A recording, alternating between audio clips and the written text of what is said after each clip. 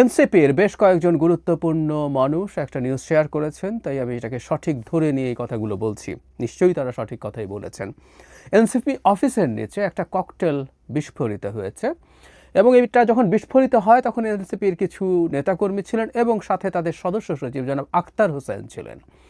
ফেসবুকে এই নিউজটা দেখলাম, এটা নিশ্চয়ই অচিরেই মেইনস্ট্রিম মিডিয়াতেও চলে আসবে। আমাদের কয়েকটা কথা একটু বলে রাখা দরকার আছে।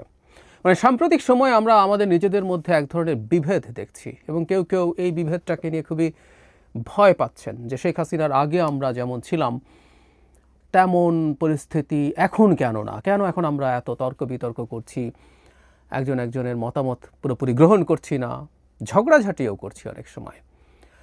আমাদের ভবিষ্যৎ রাজনৈতিক প্রেক্ষাপটে একটা জিনিস আসলে বার্তা পৌঁছে দিতে হবে আমাদের, সেটা হলো একটা গণতান্ত্রিক ব্যবস্থায় যারা গণতান্ত্রিক সিস্টেমটা মেনে নেন, আবারও বলছি যারা গণতান্ত্রিক সিস্টেমটা মেনে নেন তারা, কেউ আছেন তারা যদি মনে করেন গণতন্ত্র তারা মানেন না, তারা অন্য কোনো ধরনের শাসন ব্যবস্থা চাপিয়ে দিতে চান, তাদের সাথে আসলে আমাদের আলাপ নেই। যারা ব্যবস্থা মেনে নিতে চান তাদের মধ্যে একটা আন্ডারস্ট্যান্ডিং ইজ আ মাস্ট, এবং বিশেষ করে যারা শেখ হাসিনা বিরোধী লড়াইয়ে একসাথে ছিলেন, যে আমরা আমাদের মধ্যে ডিবেট করব, কারণ এই দেশটাকে আমরা কীভাবে দেখতে চাই তা সবাই একভাবে ভাববো না, এটা ভাবার কথা না, ভাবার কারণ নেই।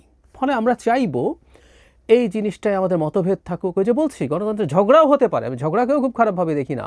আস্তে আস্তে এই ঝগড়ার পরিমাণ কমবে, আমরা যুক্তিতর্ক দিয়ে পরস্পরের যুক্তির বিরুদ্ধে, পরস্পরের মতামতের বিরুদ্ধে নামবো। কিন্তু আমরা আমাদের এই যে সহযোদ্ধারা আছেন শেখ হাসিনার বিরুদ্ধে যারা লড়াই করেছেন, যারা গণতন্ত্রের জন্য সংগ্রাম করছেন, গণতন্ত্র কতটুকু চায়, কিভাবে চায়, কেমন হতে পারে, বা কোনো না কোনো ফর্মে কেউ না কেউ কোনো ষড়যন্ত্রের সাথে যুক্ত কিনা, সেই আলোচনাও আমরা করব।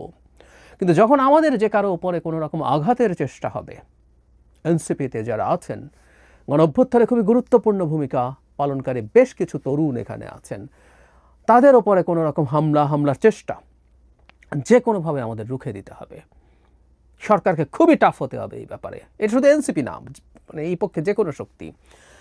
এনসিপির কথা বললাম কারণ আমি দেখেছি শেখ হাসিনার ব্যক্তিগত তীব্র ক্ষোভ আছে সমন্বয়কদের প্রতি। শেখ হাসিনা যখনই বক্তৃতা করতেন তিনি ডক্টর ইউনূস, উপদেষ্টা পরিষদ এবং সমন্বয়কদের কথা আর্লি স্টেজে বেশি বলতেন।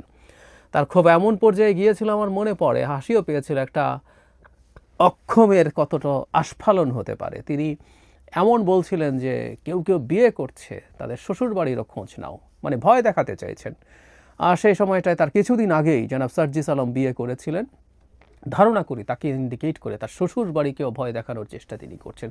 সো এই ধরনের একটা চেষ্টা আস্তে আস্তে হতে পারে, চোরাগোপ্তা, স্যাবোটাজ, কিছু না কিছু হতে পারে যে কোনো দিক থেকে, যে কোনোভাবে।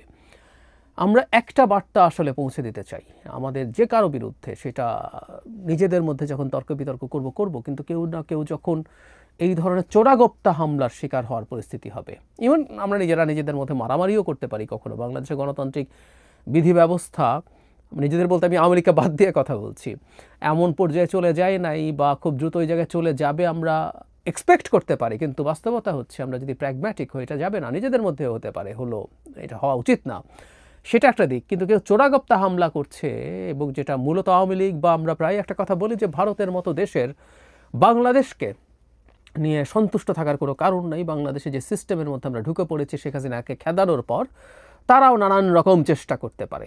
সুতরাং আমরা এই একটা জায়গায় এককাট্টা থাকবো, এবং আমি চাই প্রত্যেকটা দল, শেখ হাসিনা বিরোধী লড়াইয়ের প্রত্যেকটা দল, ব্যক্তি এনসিপির উপরে এই ধরনের হামলার চেষ্টার বিরুদ্ধে কঠোরভাবে দাঁড়াবেন।